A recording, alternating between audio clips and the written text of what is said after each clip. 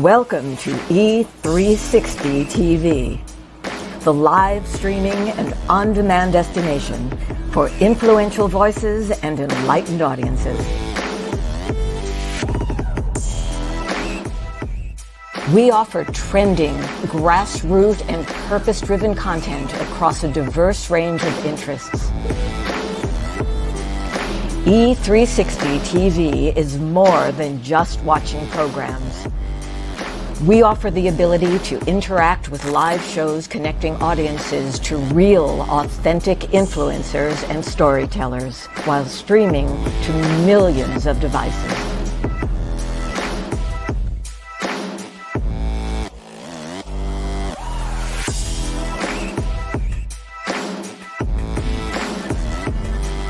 Real experiences. Raw conversations. One destination for it all. E360 TV.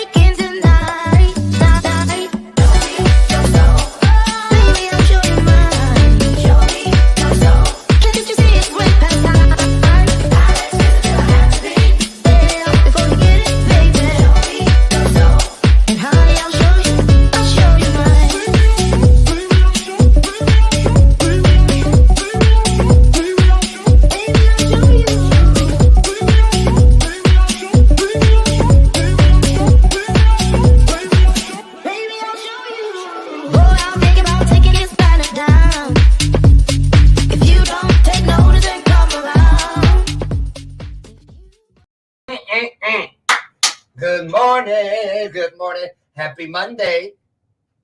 I know. I used to think, how can you ever be happy on a Monday? But like, well, you know what? Karen Carpenter started all that. God rest her soul. I loved Karen Carpenter, but she had to say rainy days and Mondays always get me down. No, they don't. No, they don't. They may get me down, but you all help pull me back up. Can I get an amen in here? Yay! How was your weekend besides ultra short? That's what we always say. You know, like who was, oh yeah, Jay Clem used to say, what in tarnation happened to the weekend? You know, what happened to it? I'll tell you what happened to my weekend. I was hanging out with her, Mona. Yeah, look at her. Girl, time to go home, Mona. You've been here since Friday night. Anyway, we had a great weekend. Not too bad here in the Chicagoland area. Didn't get any snow, thank you, Jesus. Supposed to get 4 to 8 inches, I think, starting today. So, hey, but I love the winter time. How are things shaping up in your neck of the woods? Our prayers and stuff. We so much last week. Pittsburgh, the bridge, just all kinds of stuff, you know. So I just say we pray for anything in the world that is not serving us as a people, that is not making life easier and better for people to get to where they need to be. So let's just do a blanket prayer. You know what I mean? Send out some light, some love. Can I get an amen? Yay. What is that? What is that annoying bell?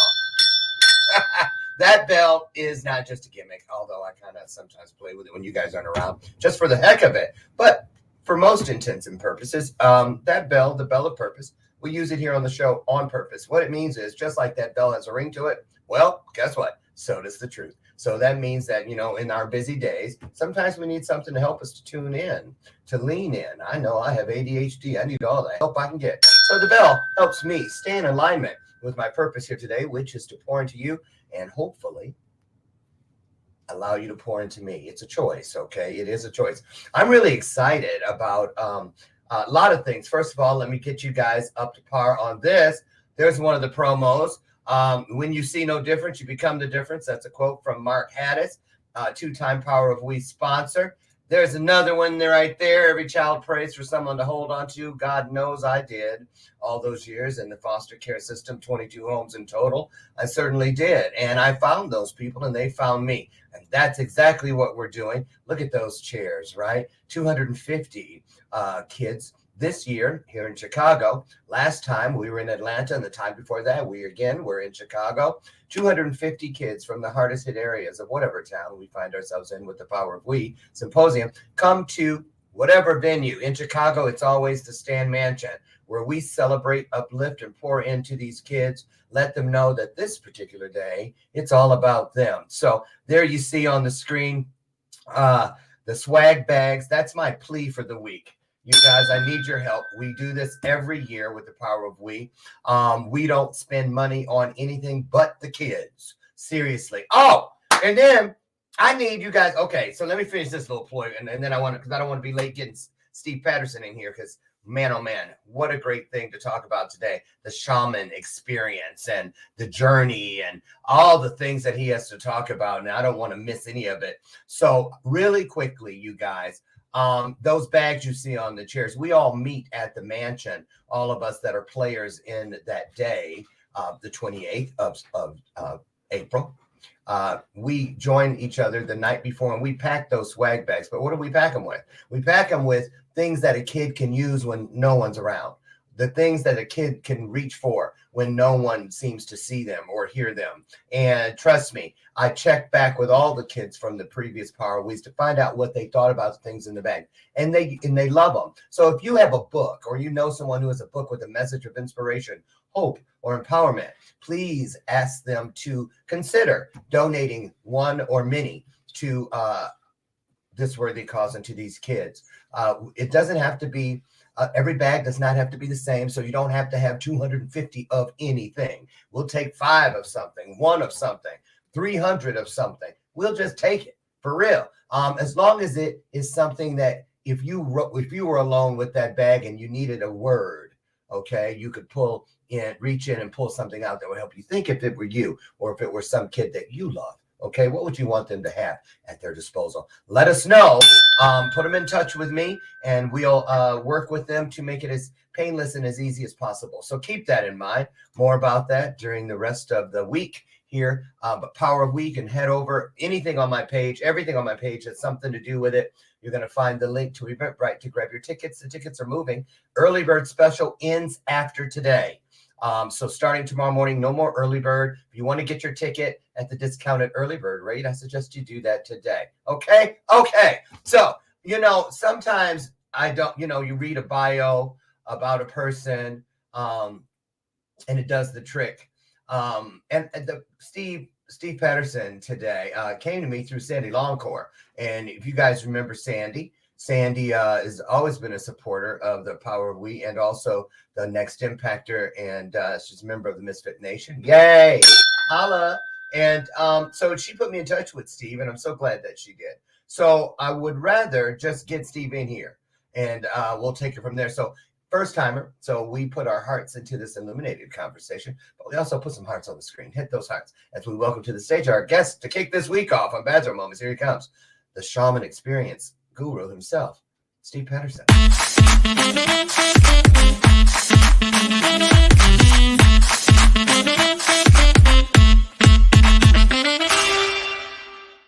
Oh, they put a lot on the screen for you, Steve. You must have some friends here.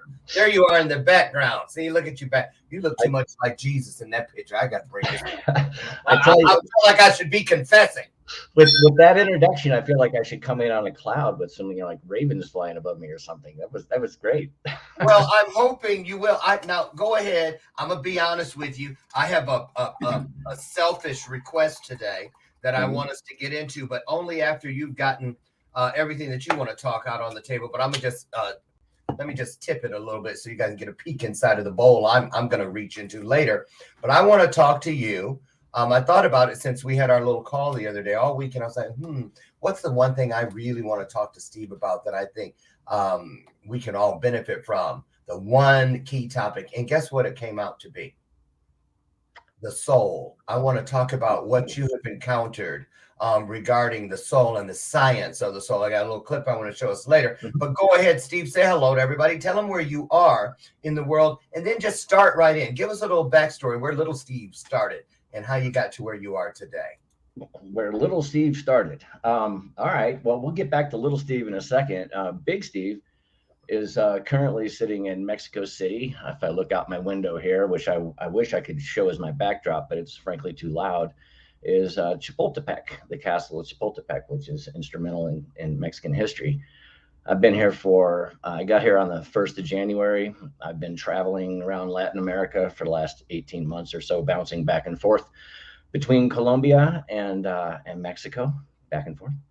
And so that's where I'm at currently. You threw me a curveball with the soul. I'm really looking forward to talking about that part. But so looking back over the whole history of the little Steve, I grew up in the United States, obviously, and state of Illinois, Chicago, blah, blah, blah. Joined the Army. Oh my God, we're neighbors. We could be neighbors if you were home.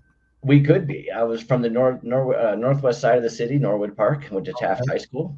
Awesome. And so anyway, I ended up dropping out of high school. It just wasn't my thing in 1984, 1985. Joined the military, did that for a while, and then got out of the military and did the next logical thing, which would be to follow. You must have dropped out of high school and then got a GED. I got the GED before I joined the Army. Okay, because I was saying, I know that you got to have that to get in there. Yeah. So, okay. In those days, I think you still could get away with getting it once you got in. I don't know, maybe not. Really? But I did. I got it. I have some interesting memories about just the GED experience. But anyway, in the summer. Can I ask though? Because I want to know, because I do this thing with kids and whatnot, and I always find it so interesting when we make those life choices that seem to be the right one so early. So what was it about high school? Because I'm sure you got some pushback from the adults in your world. What you talking about? You quitting school. So what made you feel that high school was not for you? In lieu of that, what did you think you were going to do at the time? Well, something that's hinted at a little bit in my book that really this will be the first time I really publicly have spoken about any of this is my family history was rather complex. My parents split when I was little. I lived back and forth. I went to probably, I think, 11 different schools by the time I got to 11th grade. So I was always moving, and there was some other things that happened in our family. We experienced a suicide and things like that. And so our home life was wonderful. Don't get me wrong, but there was lots of issues there. And then I sort of detached from all that by getting into music. And it was the early 1980s in Chicago, and I started playing heavy metal music as a guitar player. And so before the heavy metal thing really hit Chicago, we were on the ground running in 82, 83.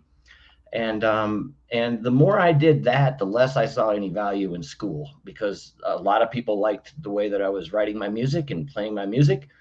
And of course I was going to be a rock star someday. And so I just went that route, and drugs and alcohol became a thing that we'll get to later. So it was just basically me being a little bit of a rebel, not having a really strong, I hate to say it like this, I'm not trying to throw my family life under the bus, but there was some issues there that everybody will acknowledge. I was going to say, join the club. But let me ask you. So anyway, so then I decided, screw this, I'm out of here. And I took all my money and I bought a one-way ticket from Union Station in Chicago to Sandpoint, Idaho. And I was going to just hike to Canada. That was my plan. And on the trail, I ran into some Air Force special operators who were on leave, I guess. And they asked me if I ever thought about joining the Army or the service. And so I really hadn't, but I ran out of money. Excuse me, Steve, those were called recruiters on holiday. Well, I didn't sign any paperwork at that point, but when I came back down off the mountain, the Bitterroots into Sandpoint, it was around 4th of July, 1985. On my birthday. There you go. And so I joined the Army, and next thing you know, I was at Fort Benning, Georgia, becoming an infantry soldier. And so then I did that for the next 3 years. So that's basically how that happened. Before I left Chicago, to answer your question about the GED, I went through the process and got the GED. Okay. Let me ask you something here. So drugs and alcohol, I wrote it down. Just so we don't, I just got to know, and I don't want to miss this opportunity to ask.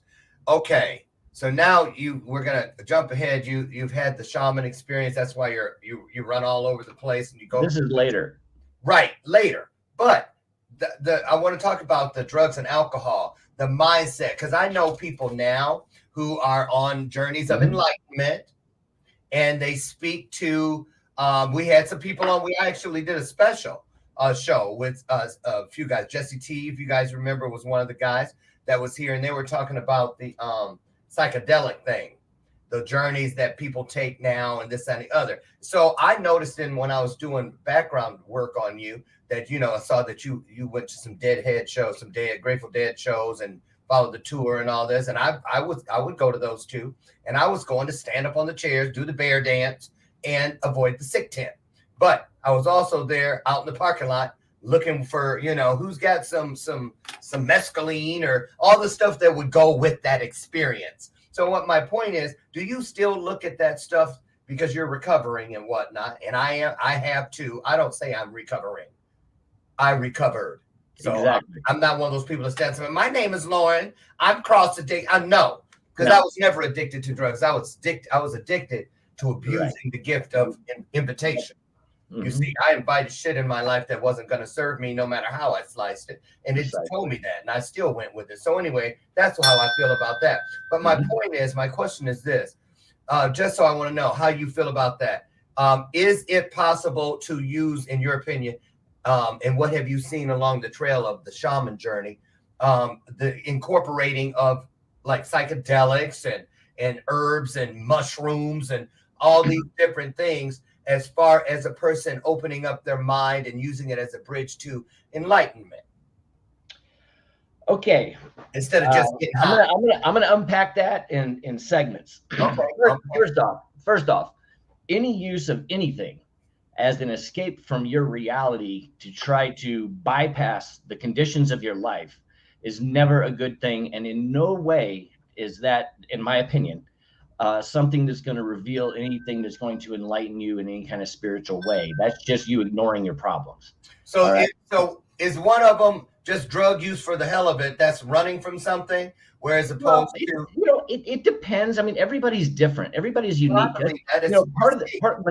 When I was a drug and alcohol counselor, part of the reason I left that line and just work with people in recovery to try to get them to be recovered, as you say, and not treat it as something they're going to forever stigmatize themselves with. If they can successfully overcome that challenge,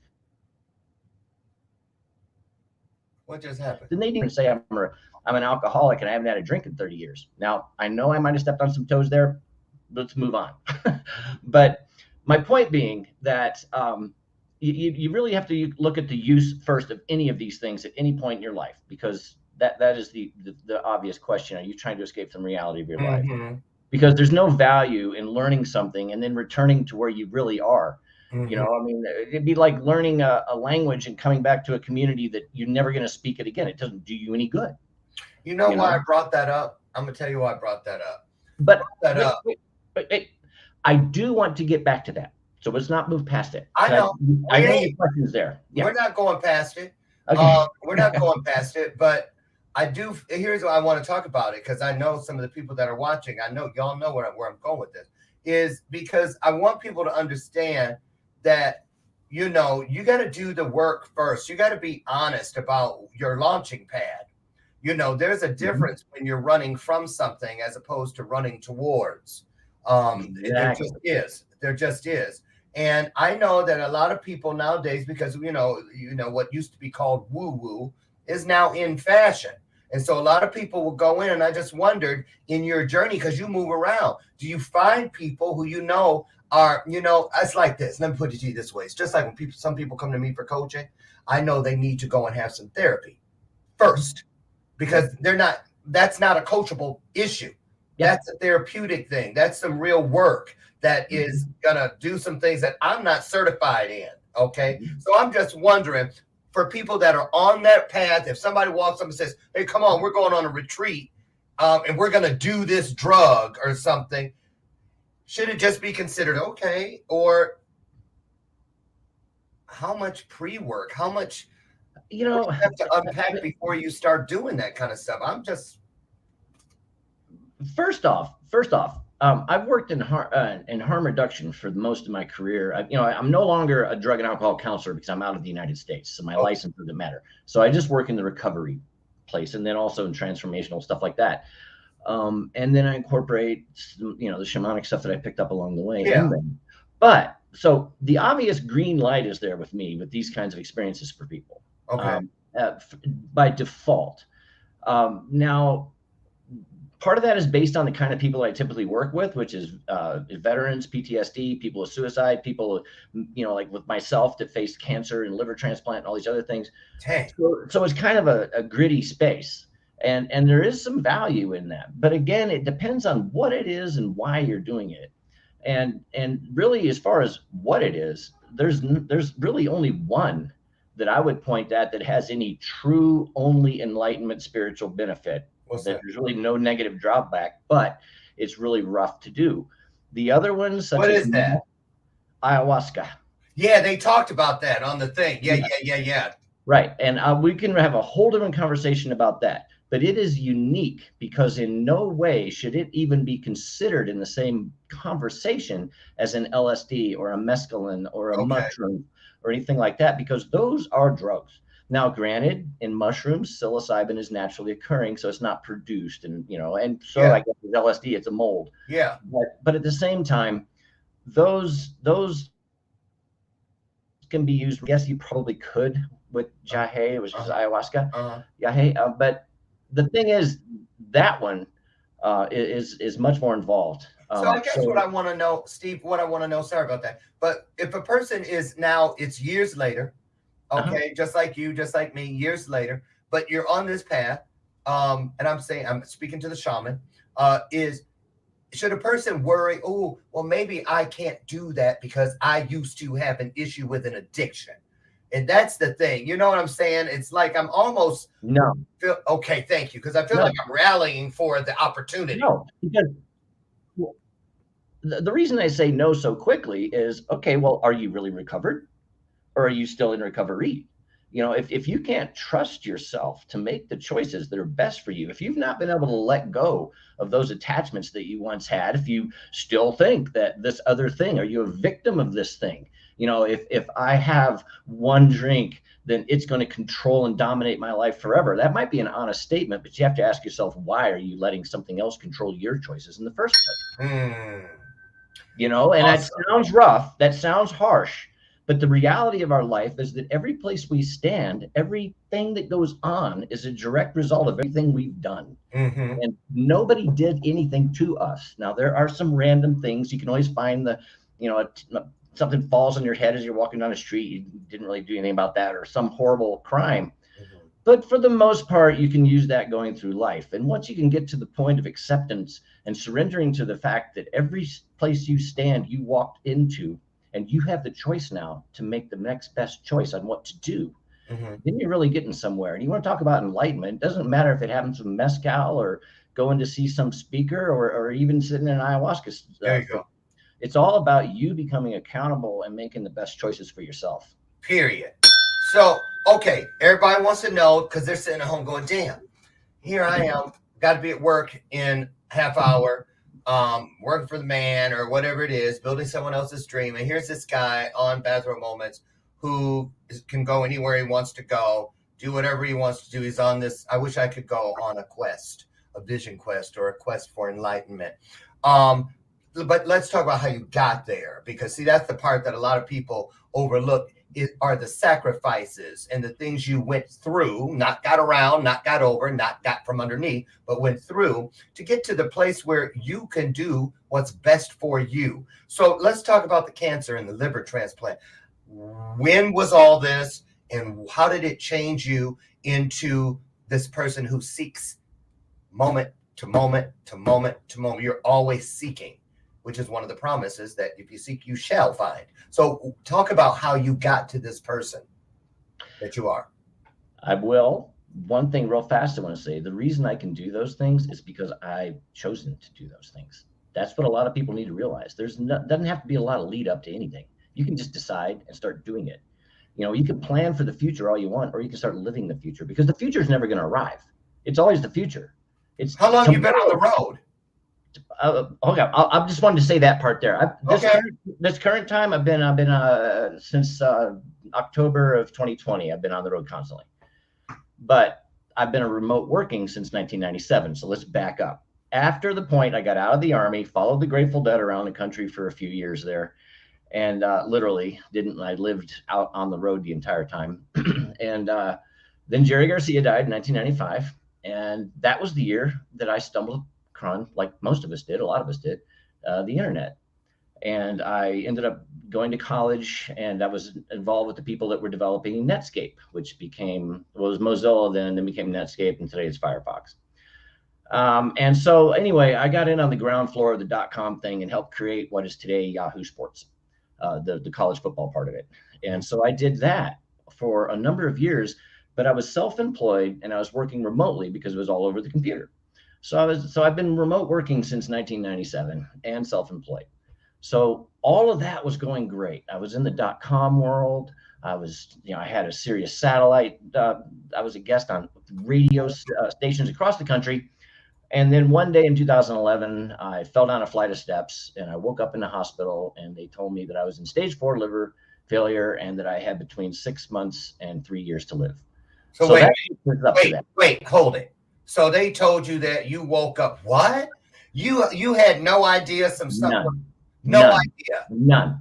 Everything was going great in my world. I owned a number of websites. I was financially very secure. I was able to, at the drop of a hat, wait a minute. But were you an alcoholic? Well, here's the thing about that. I'm telling it like I'm a narrator. This is my history degree coming out, staying in the active voice. But the reason for the arrival of this stage 4 liver failure wasn't learned until 2017. In 2011, we thought it was simply because of my lifestyle, high stress, alcohol, and drug use that I'd had. As would most people. It wasn't totally over the top or anything, but then also the fact that I was able to, everywhere I went, it was a sporting event. I was either a speaker at a Georgia Bulldog club, because I covered the Georgia Bulldogs in the SEC, and congratulations to them on their national championship. But and then I was on, everywhere. It was, the life of a sports personality is wings, beer, crowds, and people telling you how wonderful you are, and you just telling them how great their team is. So it was just bliss for 15 years or whatever it was. 97. I ended up selling in 2014, but this is 2011 that we're talking now. Boom! I get hit with this, and I was in a position, because I was so successful, to just farm out all the work on my websites to my staff, and I retreated into my home office, and that's when the shamanic journey part comes into the picture. Okay, so, but I'm still okay. I like to follow the footprints, Steve, of because that way we understand that nothing is ever about just one thing. So, no. Okay, well, I'll tell you what happened. We ended up finding out if we were telling it in the book, that you don't really find this out until later. Okay. When in 2017, a friend of mine who was a Vietnam veteran asked me, why are you not seeking regular medical attention and all this? Because I hadn't been. We skipped over all this 6 years now. And I said, well, for two things. It's very expensive, and I just don't trust the doctors. I've been doing this alternative healing thing, and I've managed to stay alive. It's been 6 years. They told me I had 6 months. And he goes, why don't you check out the VA?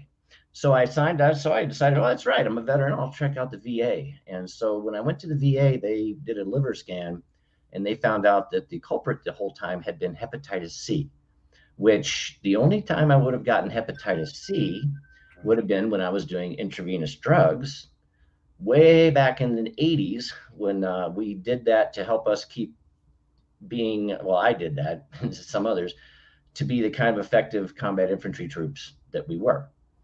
And so sharing needles probably gave me hepatitis C. And then the diagnosis was changed to, because then the next month we found out that I had tumors growing and I had cancer, and it was hepatic cancer. So it had been hepatitis C that had been gnawing away at my liver from basically 1987 up until 2011, with the addition of me having a party lifestyle. That's what ended up, that's why it was so difficult, and it came out of nowhere seemingly. And nothing, you had no clues, no pain, no yellow jaundice, nothing. Not until late 2010, things started getting a little sideways for me, because it happened the day after Valentine's Day, February 15th, 2011. I fell down a flight of steps. Okay. Because the toxins had built up. It was the beginning of hepatic encephalopathy, which is really the core thing that I talk about as far as how difficult these 8 years were. That condition is truly an awful experience. Briefly, it's because your liver can no longer digest or do whatever it does to the toxins, that they turn into ammonia, and the ammonia gets in your mind, and it starts causing all the synapses in your mind to just not work right. So you have a hard time forming sentences, knowing where you are, staying awake. It's truly, you want to talk about like a mushroom or LSD experience. It's like a bad version of that 24 hours a day. So when exactly, if you remember, do you remember when, excuse me, when the shift started? The shift meaning? From that mindset to, well, not everybody said, you know what? I got some spare time today. I think I'm going to look into becoming a shaman. Yeah, it happened on February 15th, 2011, because when they told me I had between 6 months and 3 years to live, I looked at the doctor and I said, I do not buy your myth of death.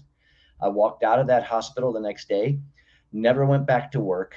I looked at it as if, I thought I had everything I knew was in the world is so successful. I threw everything out because nothing I had done up until that point had prepared me for where I was right now. So you threw what out? What'd you throw out?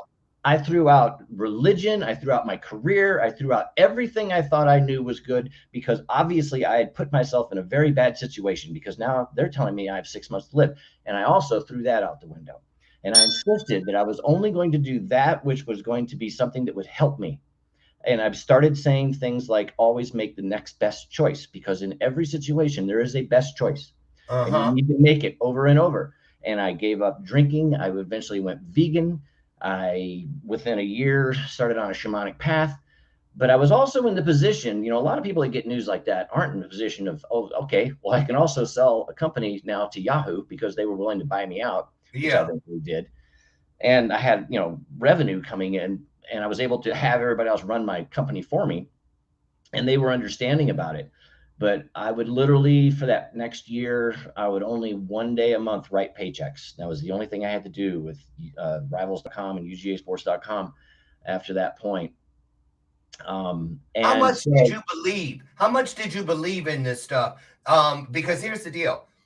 There's one mindset when we have what we feel we don't have any choice. We're backed against the wall, that sort of a thing.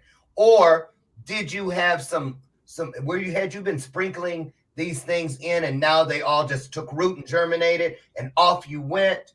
Help somebody who may be reaching for something and doesn't even know what it looks or feels like, but they know they need something else, another choice. How did you sow without question, just freely go into this next season? How did you do that? I don't know. Personal power. You can call it whatever you want. For years, they told me in the late 90s, when I was deciding to when I first introduced myself in my new career, people would say, you work for a what? It was a .com. Right.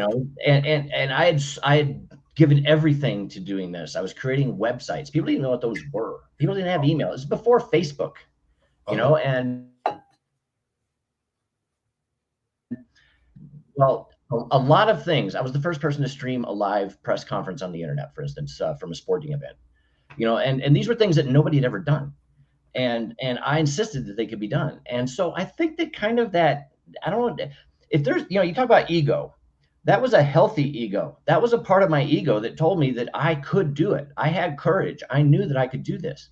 And so when they gave me that news and I said, I don't buy your myth of death, I was absolutely I was resolute in that. I was not going to die of this. I was going to die of any number of other things, but this was not going to be it. If there's anything I can do to keep my body alive. And how did you know this? How did you know this? Because I have a feeling you knew through and through with no proof. You knew without people saying, you're probably right, Steve. You knew. Well, the thing is, it's a tricky question.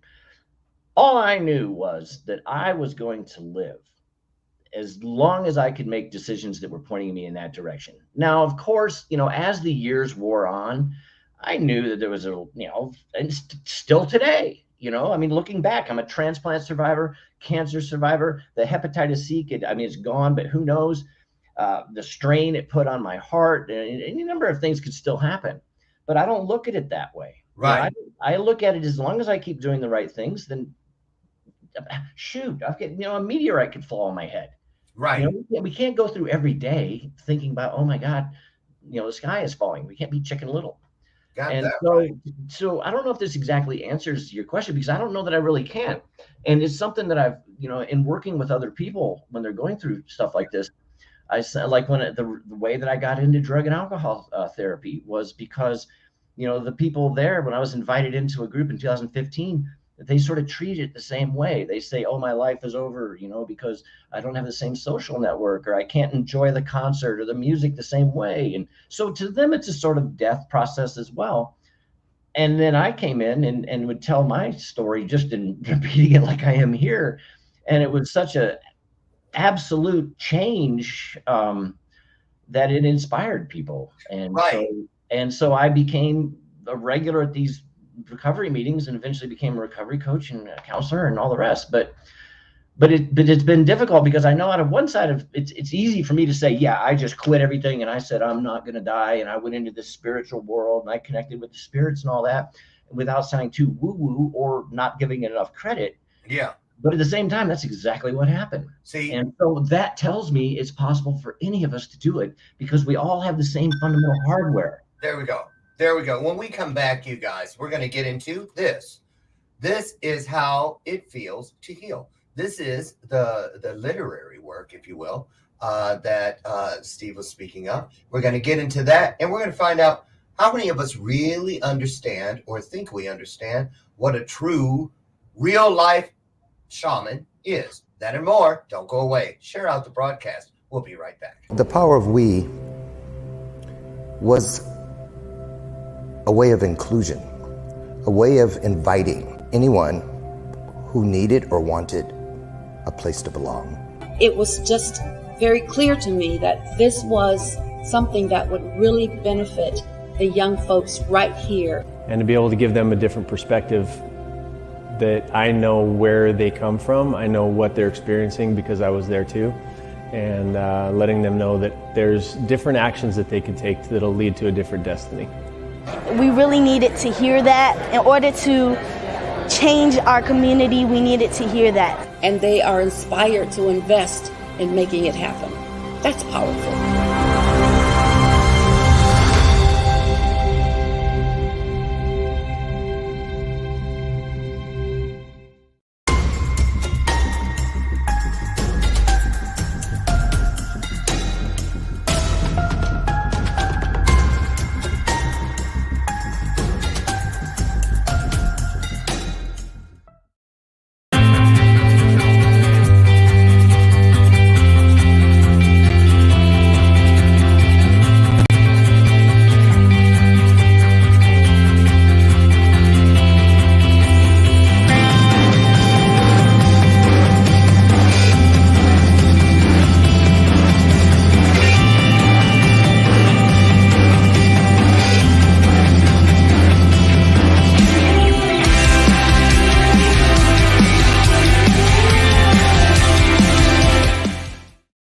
Welcome back to today's installment of Bathrobe Moments. So I'll have our guest Steve Patterson back in just a second. But I want to remind you what you've just seen, April 28th. Today is, in fact, the last day for the early bird ticket pricing. So head over to Eventbrite, type in Power of We Chicago. It'll pop up. grab your tickets today.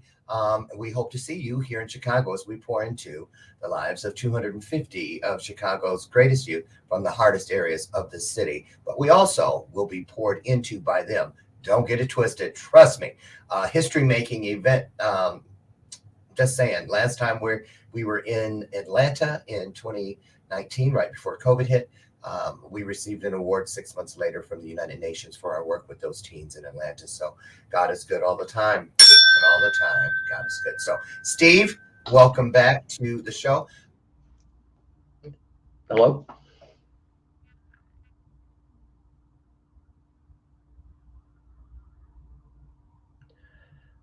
It seems to have ceased.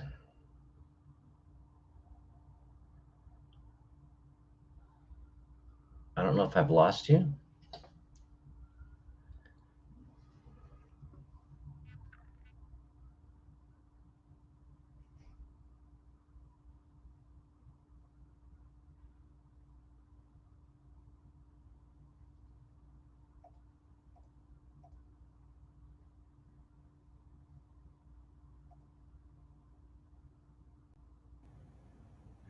Okay, Steve. Hold on. Where's Steve? There. Yeah. You know, if that ever happens, I always tell the guests, I forgot to tell you before we came on, if something ever happens, Chicago internet, if it does, it's cut happening. you off. So it'll just cut me off. I don't know what's going on with that, but we keep moving here. We don't let nothing get in the way. So sorry about that. But we were just about, I had thrown it up there. I'm going to throw it back up there. Let's talk about the book. Here it is. This is how it feels to heal. I love the title. Talk about where this came from. When did you decide? How did you know? And why did you write the book? And who's it for?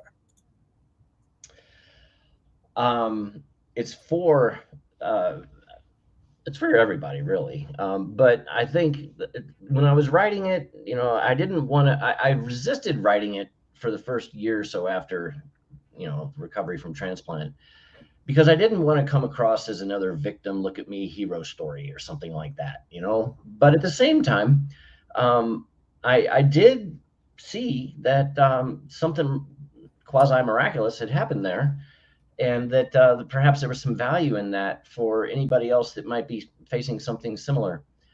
And then I also look back and, you know, beginning in like 2014 or so, I started blogging about the process.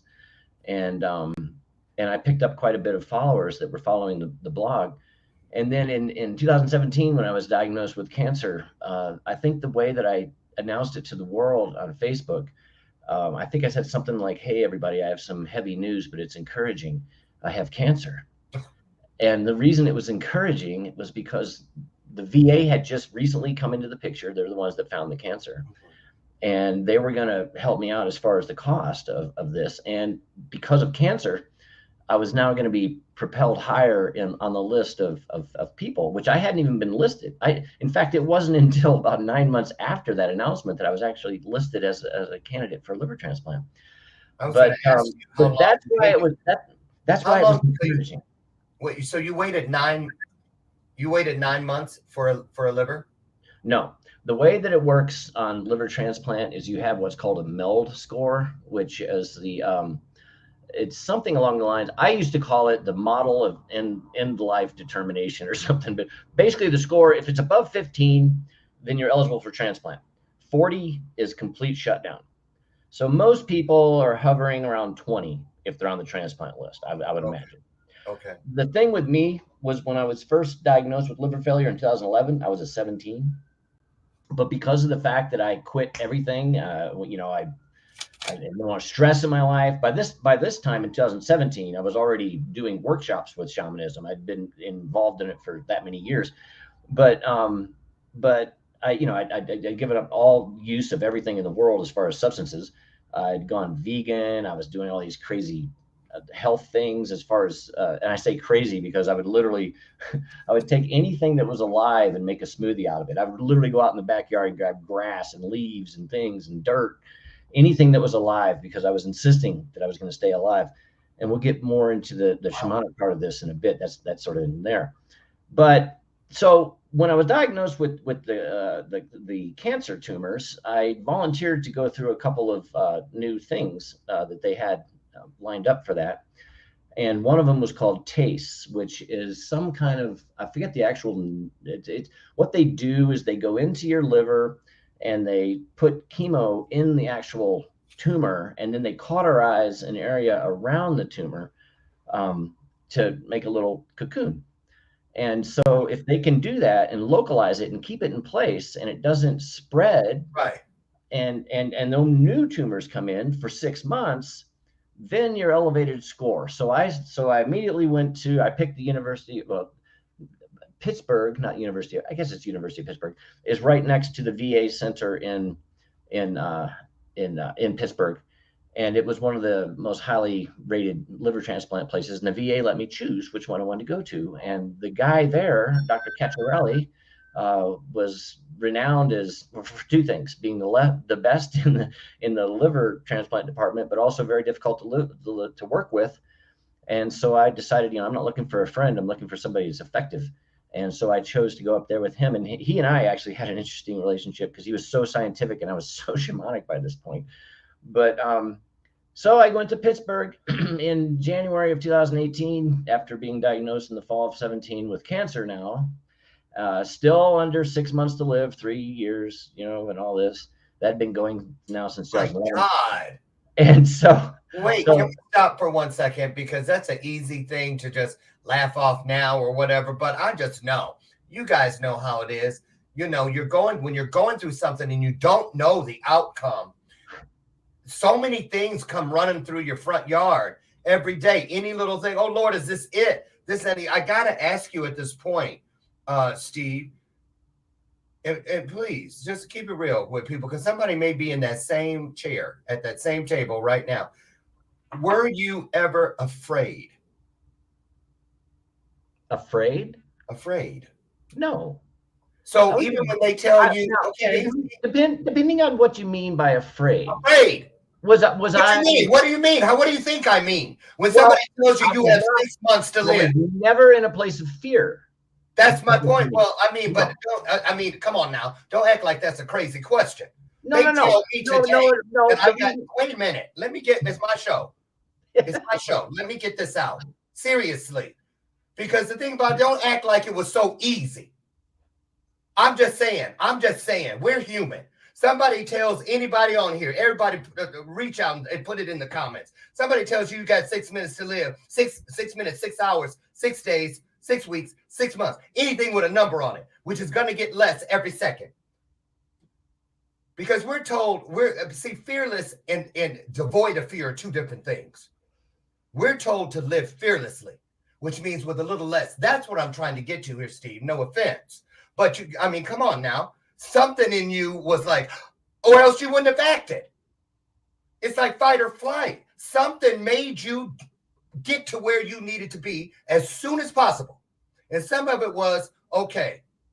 So listen again, when I say, were you ever afraid at all that you were making the wrong choice? No. Now let's back up, okay? And I appreciate it's your show and everything.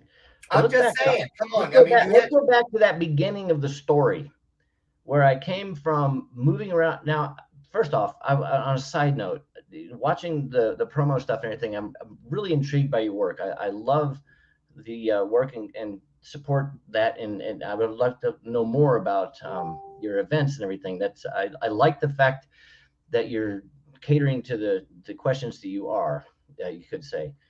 But coming from my own background of moving around so much and parents on one side of the country and the other, moving back and forth and all this other stuff, and dropping out of high school, and all the suicide of a family member when I was in high school, and then going into the military and things that happened there, and then being on the road with the Grateful Dead, never knowing where I'm going to be the next day or how I'm going to pay for anything, and then getting into the .com world. Okay, let me ask you this. My point being, get to it. We only got 10 minutes left. And I got a lot of stuff I want to ask. Okay, here's what I'm trying to say. At no point in my life did I ever buy into the social conditioning of anything that goes on in society that tells me I can or can't do anything.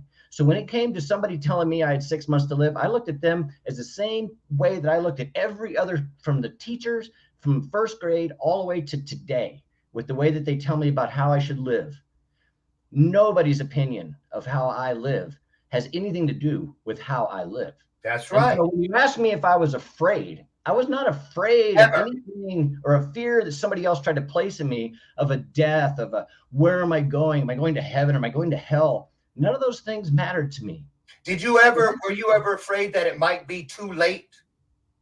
Like it was too far? When they put a number on something, like they say stage fill in the blank, that has a lot of stuff that comes with it. Yeah. That it's not, no matter what we feel, they say, well, the odds are this or that. That's where I'm going. What was it? And if you weren't, then how could that be? Why weren't you? Because I never was. What was there instead of fear? There was me, because I never placed my belief in anything in the mouth of another person. Okay, but how did you know that before you did it? Because I had done that my entire life, and it got me to where I was, and I was still alive and going. Okay, there we go. So how do you translate that to the person that it was not? Because what I'm doing is helping, believe it or not, you get to the point where that person who could be sitting there is going to leave here with something to consider that they may not even have known until the show even existed. So what did you reach for? What would you say? You know, some people reach for their cross. Some people reach for a crystal. Some people, what did you reach for to keep you right where you needed to be? Because you know, and it may not even be us, but then you call your aunt, oh Lord, no, my baby gonna die, you know, and now what do you do? So there's all these things. So I'm just saying, you make it when we go, oh, it wasn't a problem at all. I mean, like, think about it. I'm like this. I know when they told me come up here for it last year to the hospital oncology clinic, which was, they called and said that it was a temp girl. It wasn't even the oncology clinic, but she called and left me a message. I couldn't even put the radio on in the car that day. I was scared to call back, because why would oncology be calling me if it didn't mean I had cancer? And I was waiting for a verdict. So I'm saying, when you rode home with the diagnosis, did you just turn on Sirius XM like it was nothing? Oh, well, let me stop and get some coffee. Then I need to go to Target. You make it, you know, if you say you weren't afraid at all, that means you just moved through. What did you do? Did you celebrate? Well, I sought out another source. And that is what I went into shamanism for, because I didn't have any really religious background or anything like that. I didn't have a relationship with God or Jesus. But in that, I'm not trying to say those things are not valid. I'm not disagreeing with anything. But I think what is important for people to be able to do is to get some form of spirituality involved, where you find yourself connected with something larger that isn't another human being wandering around the planet. That is somebody that gets it on your level and understands it, that you can have a conversation with, that's not just bouncing your own ideas back. To develop it to a point to where you really are getting something from that. You can go into this, whether you're praying to God or Jesus or Allah, or in some shamanic space, like the way that I personally do it, and connecting with source, or any of the various ways. And we won't get into that. It's a whole nother. Are you a shaman? No, a shaman is called that by other people. By other people. Right. And that is something that, for the most part, now granted, I've been around people that I would call shamans. Down in Colombia, for instance, last year I was around. What does shamanic journey really mean? Well, that's lifestyle. No, a shamanic journey is an actual event. And it's something that there's I'm not going to try to be the shaman and define that. No. In my experience, shamanic journey is similar to, I guess, for most people, it can think of meditation. but sort of absent any of the presence of meditation, which is you're concentrating on something maybe, or sitting in a posture. Most of the time when it comes to shamanic journey, and particularly the way that I work with it and what helped me along the way, is that you just lay down, you put something over your eyes, and you just go out there and try to connect through your heart and not your mind to spirit or source or whatever you want to call it. Some people call it God. That's fine. Call it whatever you want. And to engage there, and then to... Is it a space? Huh? Is it a space, like a sacred space? Yeah, yeah. I mean, at the beginning of a shamanic journey, if you want to talk about it, we'd create a sacred space and then prepare the whole intentions behind why we're going to do it. And then preferably, you know, we've done this before, we'd go and meet with our individual spirits that we might have had contacts with before. And any number of ways you can describe this. Lots of people get... How do we learn about this? How do we learn about the shamanic journey? Well, that's what I work with people with. Ah, there it is. Okay.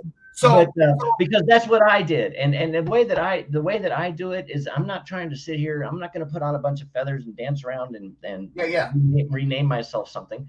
But at the same time, there's a lot of value in just the connecting, and in the way that our ancestors did, to the natural world and appreciating what is all around us. You know, we like to say things like, oh, well, I wish that, you know, this was, say, like, for instance, I don't have a coffee maker, right, in the place that I'm currently staying.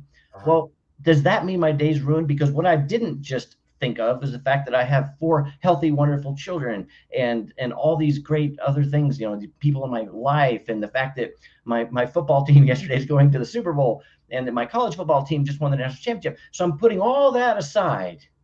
I'm letting all of that just sort of fade into the background. The fact that I'm even here, that I'm a liver transplant, cancer survivor, all this other stuff. But I want to worry about the fact that I don't have a freaking coffee machine. What's the one thing, Steve? What's the one thing a person would need to believe in order to really effectively enter into a shamanic experience? What is required? Why, if it's so easy, why aren't more of us doing it? Well, 2 things. Sorry, I interrupted you. Said themselves and what they believe in. And so what I mean by believing in themselves is to unwrap the social conditioning. And by that, I mean all the things that we've been told since the time we were born up until today of what is good, what is bad, what is all these things. You know, those are all subjective opinions. And granted, we can all agree some things we really don't want. It shouldn't be okay to go walk down the street and hit a guy in the head with a bat. Yeah, right? That's bad. Walking in the middle of traffic, bad. But there's so much other of it, and what is acceptable and what is not. So you really need to unravel that socially conditioned mind of what it even means to be successful. What do you say to a person, Steve, when they hear your story? Wow, cancer survivor, check. Liver survivor, check. Drug abuse and alcohol survivor, check. And they say, man, you're one lucky guy. How do you respond to that? Well, at the beginning of the conversation, I said that we all have to acknowledge that everywhere we stand, we walked up to. And so if you want to talk about luck, that means that you did a lot of things on the way to get you to where you're at. So it seems to me that luck is more or less a sort of planning, meeting opportunity type of thing. It's a conjunction between you getting yourself where you need to be, and the conditions are right, and thus whatever it is actualized into reality, right? So nothing truly lucky or unfortunate happens to us. Right. We're responsible for that. You choose it.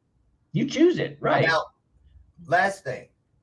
When you, and this is what it's all been about today, right? I want you to look at the camera and tell that person out there that is sitting there right now going, it sounds so great. And here I am dealing with this new diagnosis. I'm almost afraid to believe that what happened with and for him could happen to me. What would you say to that person right now? Well, whatever you believe is going to happen is probably going to happen. But when we put that in our head, that's what we're going to do. If you look at the news and you see all the bad news about whatever's going on and you worry about it happening to you, you're attracted to that. Now that you're manifesting that in your mind. And so whatever you can manifest in your mind can also become reality. And It might sound simple, and it really is. You've got to believe, and you got to believe in yourself. And there's no such thing really as luck. And there's really dreams are ideas that are waiting to happen. You just have to put yourself on the path to making them happen, and then do all the things along the way. And don't just, it's not, life is not a boat that we sit in and say we're going to Happy Town and we're going to be on this boat. Yeah. Boat. We got to row the boat. We got to be able to do the things along the way. If there's a leak, we got to fix it. If we have to take a turn, we have to take a turn. Yeah. Yeah. Steve, do you believe healing is a choice? Yes.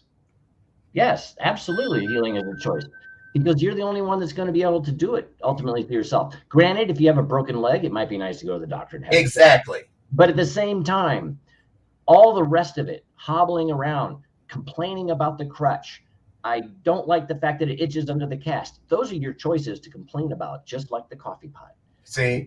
Just like it might itch under there, but hey, you're alive. You're still walking. They didn't have to amputate it.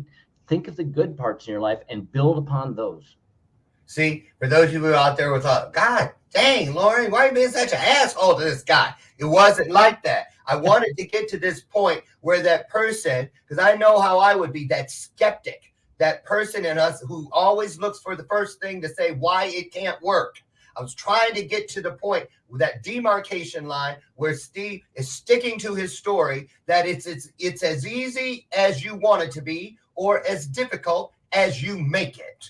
So Bingo. we all find ourselves, like he said, right, whatever you stand in front of, you walked up to it. You are there for one thing, and that is to choose for yourself. Doesn't matter what the head of the Mayo Clinic says is your fate. If you choose it, then you're going to get it. If you don't, most likely you won't. The choice is always ours. And I agree. And sometimes, Steve, what I wanted them to do, I didn't want somebody to turn away during this and think, yeah, that's just that lucky guy. No, the harder you work, the harder and the deeper you dig to believe the unbelievable, the more lucky you will find yourself becoming in all things. So, Steve, you guys right there, what is it called? Wind and Raven. Yep. windandraven.com is where you can go to find out not just about the book, but more about Steve Patterson and his journey. He's come through so many things. And guess what? So have we. So get in there. Steve, what's your Jerry Springer final thought? If let's say the world was muted, couldn't say a word, which I know you probably wish was me right now, couldn't say a word, but everybody in the world could hear you say what's going to come out of your mouth right now. How would you use that space? How would you fill it? What would you leave us with? Live your life like you think you want to live it, starting right now. Say it again. Live your life like you dream about, whatever you think, planning. Start that right now. If you want to be a millionaire, start being a millionaire right now. It doesn't matter how much money's in the bank. Get yourself to that place. See, there it is, you guys. What I love about Steve Patterson is right here. You see, he could stand right there. Why? Because I was pushing to see if I wanted whoever was like saying that guy ain't real. That couldn't be. That's why I pushed. So you could see, I didn't make it easy. But it's as easy as you want it to be. Think about that. I'm going to let that hang out there. Thank you, Steve. You guys get over and grab the book. There's so much in there. We barely scratched the surface with this guy today. We're going to have you back. When are you leaving where you're at? What's your next place? Where are you moving to next? I will be here until February 19th. Then I'm going on to Cozumel. And then after that, either back to Colombia or maybe to Denmark. But I'll be swinging through Chicago. I roughly go back about every 6 months. So I'll be back at some point. If one of your events are going on, I would love to be able if you're here April 28th, we would love to have you come by. Now, listen, Steve, one last thing. Is there a place where, the blog and stuff, is that found at this website? That's everything's there. Yeah. Perfect. All the links, all my cyber presence is linked from that one. Right page. There. And that page actually was originally the blog of me being sick that then turned into my sort of quasi-professional space. There you go. You guys, you're looking at somebody who didn't listen to what someone said was going to be his fate. He changed it. He did what he knew to be true. Same thing we all get to do. I think it all boils down to choice. There you go. So, Steve, thank you so much. You guys, tomorrow, come on back, 8 o'clock a.m. Central Standard Time. God willing, I'll be on the front porch waiting for you again as Darla Ray comes in. She's got a brand new movie. Wait till you see what she's done this time. We'll be back tomorrow. You guys get out and be the very best you can be. Love yourself so you can love everyone else. I'll see you guys tomorrow for our next episode of Bathrobe Moments. Be blessed. Bye-bye. Thanks, Steve. Thank you. You're welcome.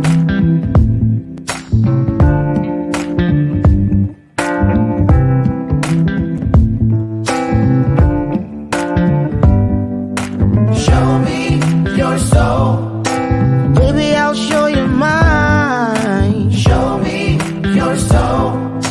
Honey, it's way past time. How expensive do I have to be? Need I spell it out before you get it, baby? Show me your soul.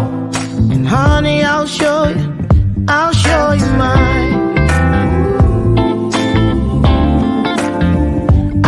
you mine.